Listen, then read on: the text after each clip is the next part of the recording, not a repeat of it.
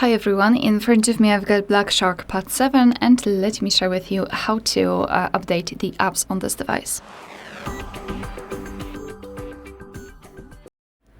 So first of all, you need to make sure that you've got the internet connection because it is required, and I highly recommend using Wi-Fi instead of mobile data so we can avoid some additional charges.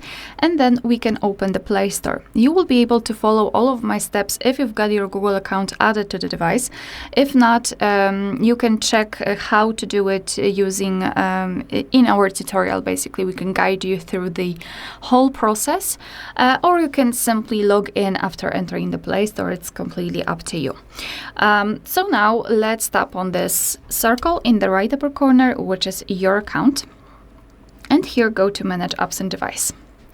Now simply tap on Updates Available, and as you can see, we've been transferred to the full list of the updates pending.